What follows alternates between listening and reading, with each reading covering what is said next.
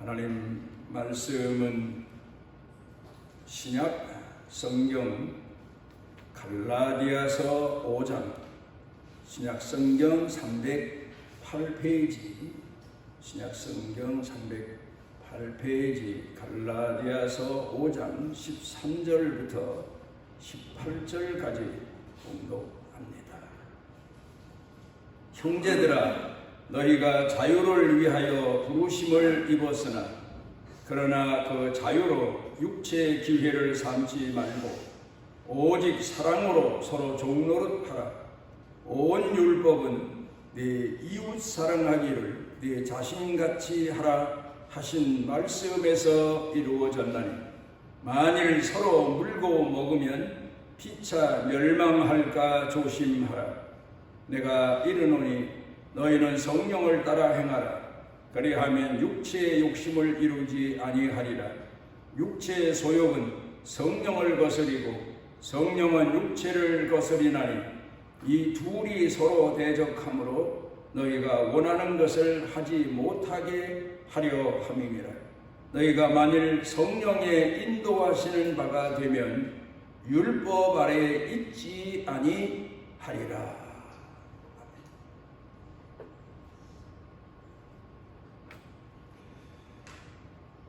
아이가 점점 자라가면서 아이 마음 가운데에 소원이 하나 있다고 하면 자기 마음대로 해보는 것일 겁니다. 어렸을 때 분별이 없어서 부모가 여러 가지로 제재를 가하니까 그게 싫어서 제 마음대로 하고 싶은 그런 행동을 하지 못해서 아이는 늘 불만을 털어놓게 될 겁니다. 그러다가 아이가 자라서 사춘기쯤 되게 되면 내가 빨리 성년이 되었으면 어른이 되었으면 하는 소망을 갖게 됩니다. 어른들을 보면 매사에 자유하는 것 같습니다. 어디 규제를 받지 않는 것 같이 보입니다.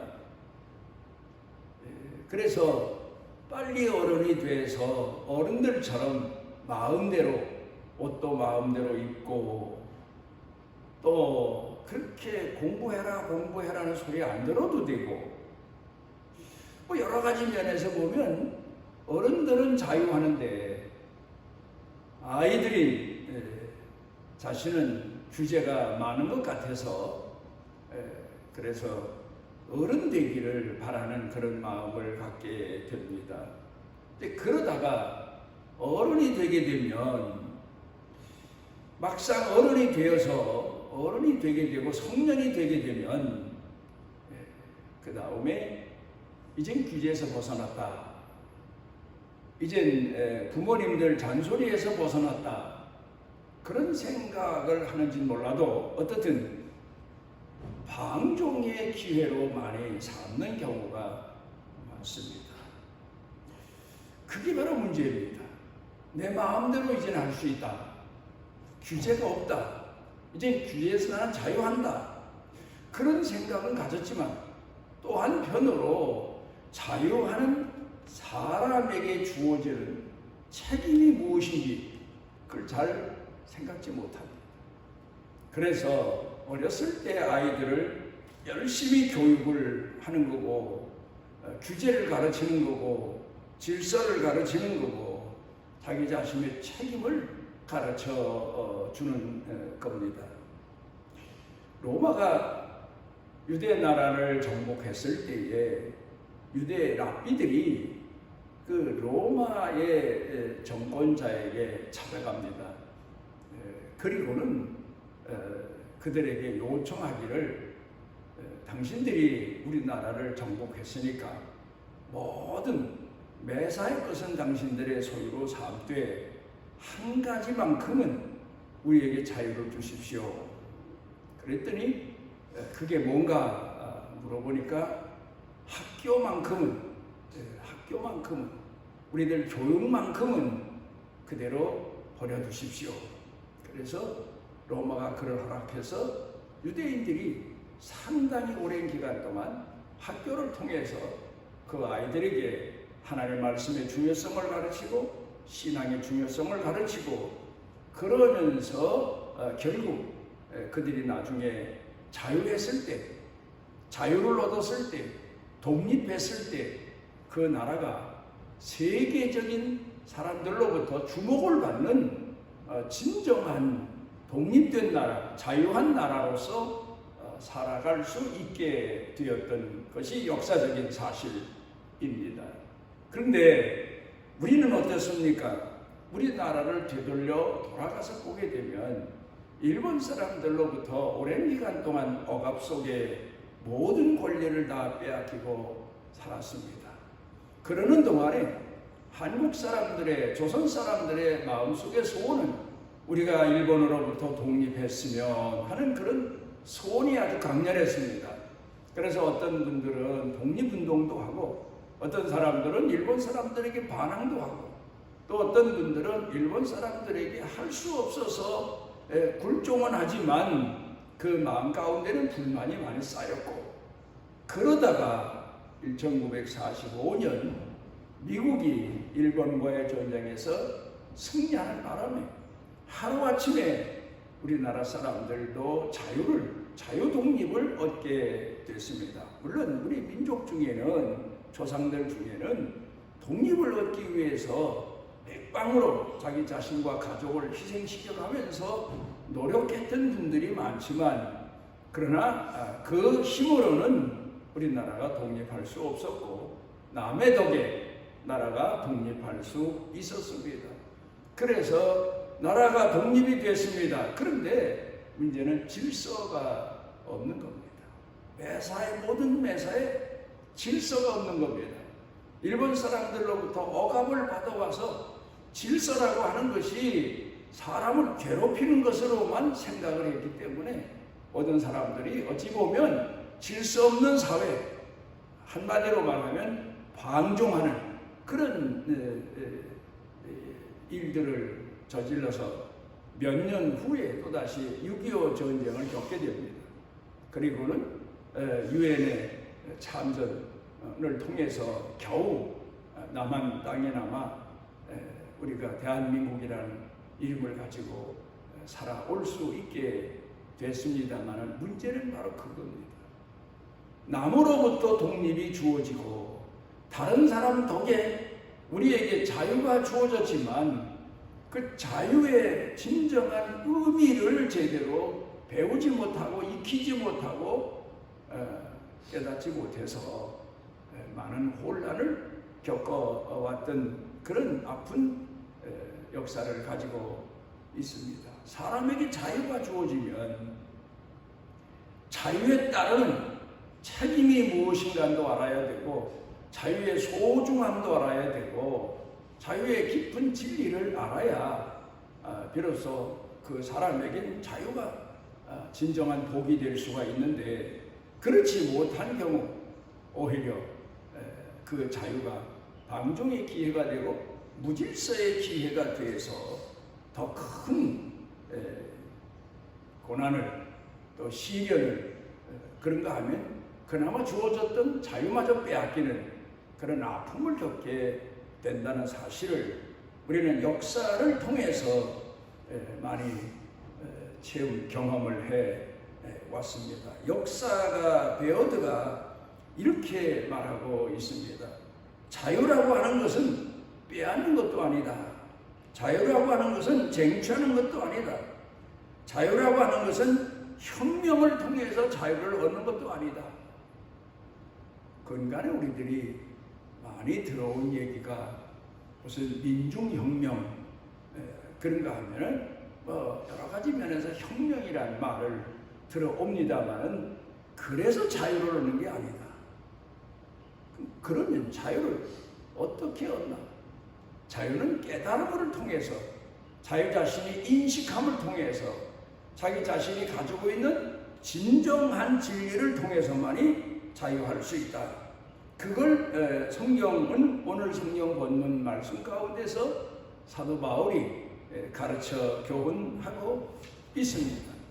여기 오늘 성경 본문 말씀으로 돌아가서 보면 사도 바울은 갈라디아 교회 성도들에게 유대인들은 율법으로 살지만 우리는 율법에서 자유하다. 그렇다고 해서 율법을 무시하거나 멸시하는 게 아니다.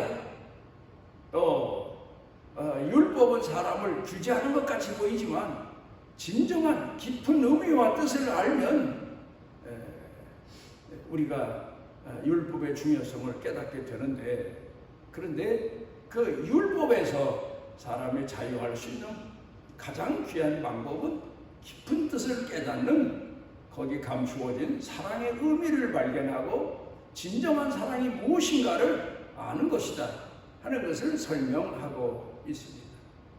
워싱턴 DC에 가게 되면 한국 전쟁 기념관이 있습니다. 그리고 거기서 조금 걸어 나가게 되면 일개 소대가 전쟁터를 향해서 전진해 가는 조형물이 만들어져 있습니다. 일개 소대가 앞에 소대장이 서고, 그리고 그 외 뒤에는 분대장이 서고, 그러면서 일개 소대가 앞으로 전진하는 그런 모습을 만들어 놨습니다. 그래서 우리나라에서 혹 미국에 방문하는 그런 사람들은, 우리네 같은 사람은 그냥 가서 관람도 하고 또 의미도 되새기고 그럽니다만은, 정부 요인들은 거기 가게 되면 거기다가 조화도 헌화하고 그런 행사로 갔습니다. 그런데 거기서 조금 더 가면, 그런데 대부분 보게 되면 우리나라 높은 지위에 있는 사람들이 그 워싱턴 DC 전쟁 기념관에 가서 일개 소대가 전진하는 그런 조형물 만들어 놓은 데 가서는 헌화를 하지만 그 다음 얘기는 별로 눈에 띄질 않는데, 그 다음에 거기서 조금 더 걸어가게 되면 거기에 이 전쟁 기념벽이 있습니다. 그 벽에 우리가 올해도 기억해 두어야 될 아주 중요한 내용들이 거기에 새겨져 있습니다. 맨 처음에 가서 보게 되면 전쟁하는 군인의 모습이 보이고, 그 다음에 전쟁하다가 한 군인이 전사를 하게 됩니다.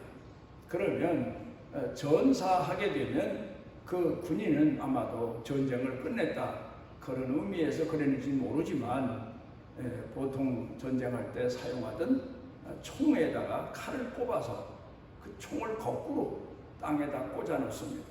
그리고 그 총 개머리판 위에다가 그 병사가 쓰고 있던 철모를 씌워 놓습니다. 그리고는 그 병사가 그 옆에 누워 있습니다.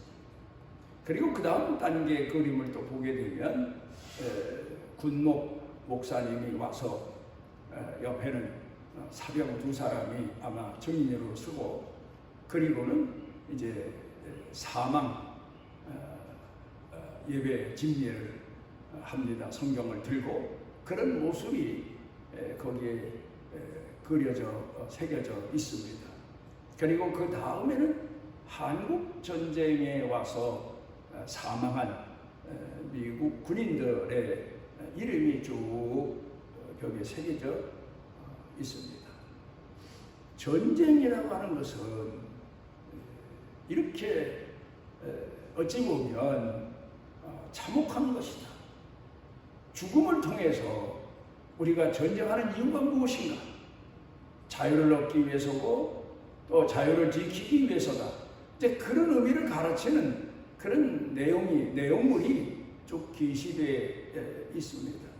우리는 오늘 우리가 누리고 있는 이 자유의 의미를 한번 좀 더 깊이 생각해 봐야 됩니다. 우리가 오늘 이렇게 자유를 누릴 수 있는 것은 누군가 그 자유에 대한 대가를 치르기 때문에, 우리가 6.25 사변 때 전쟁 기념관도 가보고 또 전쟁의 의미를 되새기는 것은 우리나라가 이나마 나만이라도 우리가 권리를 가지고 지키며 살 수 있게 된 것이 6.25 사변 때 전쟁에 참전한 그리고 희생한 분들의 희생의 대가다 하는 것을 마음에 새겨 보게도 됩니다마는 이런 것을 우리는 자주 잊어버립니다. 오늘 우리가 이렇게 이나마 살게 된 것은 그저 거저 하늘에서 떨어진 복인 줄로 그렇게 생각합니다. 누군가가 대가를 치루어서 우리가 이렇게 오늘 복을 누리고 살고 있다는 사실을 잊어버리게 되면 역사를 잊어버리는 민족은 망한다. 그 말과 같이 결국 또다시 전쟁에 휘말리게 되고 우리의 주권을 잃어버리게 되고 그런 비참한 종말이 온다는 사실을 사람들은 망각하고 사는 경우가 참 많습니다. 대가를 지불하는 것, 이걸 잊어서는 안 됩니다. 우리가 오늘 성경 본문 말씀을 통해서 자유의 의미를 한번 되돌려 생각해 봅니다. 4가지입니다. 먼저는 자유는 대가가 지불되어야 얻어진다는 사실입니다. 참 중요한 내용입니다. 이 성경이 기록되고 또 예수님이 이 땅에 오셨을 때의 사회에서도 자유인이 있었고 종이 있었고 노예가 있었죠. 노예들은 평생토록 주인에게 자기 생명까지, 자기 자식을 낳으면 자식까지 모두 소유물로 그렇게 살았습니다.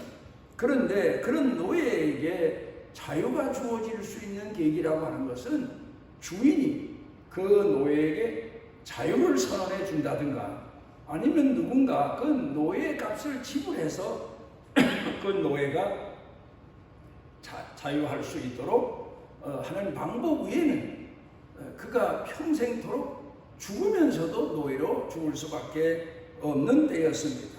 이런 시대에 우리 예수님께서 오셔서 인간이 하나님 앞에 죄로 인하여서 죄를 보면서 죄 노예가 되어 사는 우리 인간들이 예수님이 그 죄값을 대신 지불하심으로 십자가에서 지불하심으로 우리가 자유를 누리고 하나님의 자녀되는 영분을 다시 되찾게 됐다는 사실을 우리가 사회적인 그 당시의 풍습을 통해서 다시 한번 되돌려 생각해 보게 되는 그런 내용입니다. 그런가 하면은 루즈벨트 대통령이 이런 얘기를 했습니다. 가난한 사람은 자유할 수 없다. 자유인이 아니다. 좀 어찌 보면 너무 경제적인 돈에 치우친 이야기 같지만 사실 깊은 내용의 뜻을 담고 있습니다. 사람이 어느 정도 경제적인 그런 지위를 가져야 그래야 가족들도 자유롭게 아이들도 자유롭게 자라갈 수 있고 성장할 수 있죠. 그런데 우선 가난하게 찌들은 가난으로 인해서 아이들에게 먹을 것도 제대로 떼주지 못한다면 그 아이들은 자라면서 우선 먹는 문제에서 자유하지 못하면 매사에 사회생활도 그렇고 제 인생 사는데도 그렇고 얼마나 힘겨운 그런 제재를 받으며 살게 됩니까? 그러므로 오늘도 우리 사회 국민들이 예수 믿는 우리 성도들이 자유의 참 의미가 무엇인가? 예수님을 통해서 죄에서 자유함을 얻었다는 이 한 가지만 생각할 게 아니라 우리가 오늘 경제적인 자유를 누리기 위해서 내가 얼마나 대가를 지불하고 있나? 얼마나 내가 노력하고 있나? 내 책임을 다하고 있나?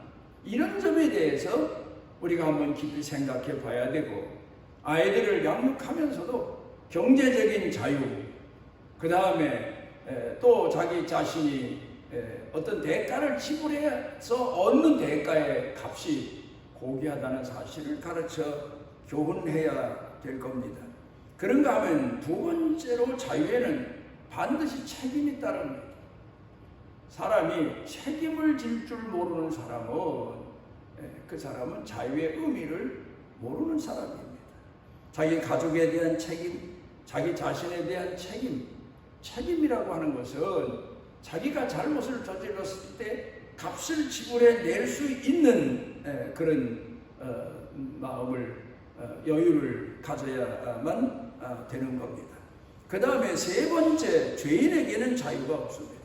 죄를 짓게 되면 결국 나라의 법에서도 그 사람을 죄인으로 취급해서 자유롭게 살지 못하도록 감옥 생활을 하게 하고 그 사람에게서 자유를 박탈하게 되고 이제 이런 걸 보게 됩니다만은 우리가 영적인 의미에서도 죄인은 자유인이 아니다 하는 것을 우리 양심에서도 깨달아 알 수가 있는 겁니다. 그러므로 오늘 성경 본문 말씀 가운데 보게 되면 사도 바울이 참 의미 깊은 얘기를 하고 있습니다. 그러니까 아이가 자라서 사춘기가 돼서 그 단계를 지나가서 성년이 됩니다. 그러면 이제 자유인이 됐다, 성년이 됐다, 어느 만큼 자유를 누릴 수 있는 사람이 됐다.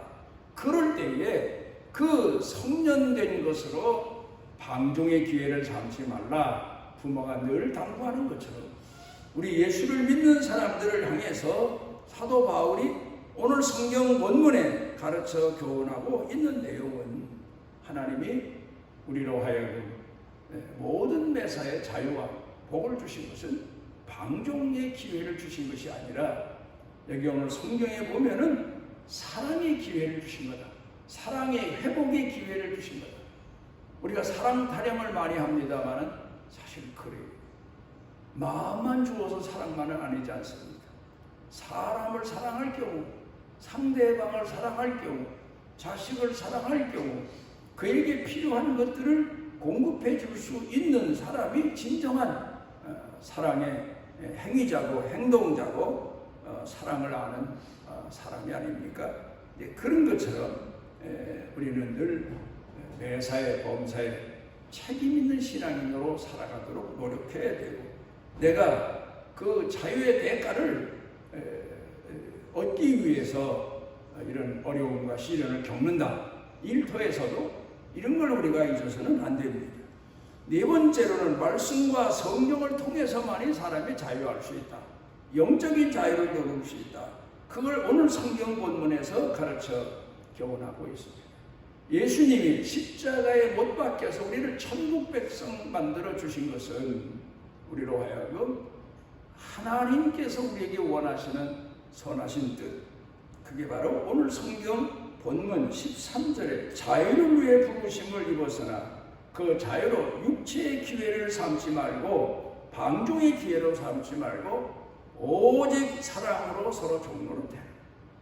우리를 예수님께서 죄의 종에서 죄의 노예에서 심판에서 구원해 주신 것은 또다시 방종의 인간으로 살도록 하신 것이 아니라 오직 하나님의 깊은 사랑을 깨닫고 우리를 사랑하셔서 구원해 주셨으니 그 사랑의 종노릇하고 사랑의 헌신자로 살아라.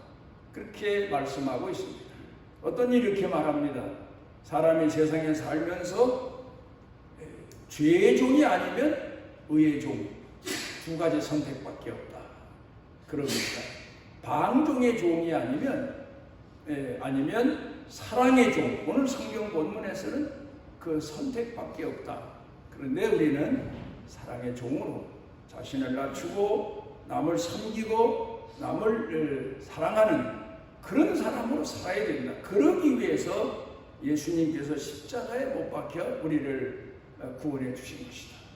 예수님이 우리 같은 죄인을 위해 십자가에 못 박혀 죽으신 것은 죄에서 구원해서 우리 모두를 다 사랑의 종으로 삼기 위해서, 사랑의 자식으로 삼기 위해서, 사랑의 아들, 딸로 살아가게 하기 위해서이다.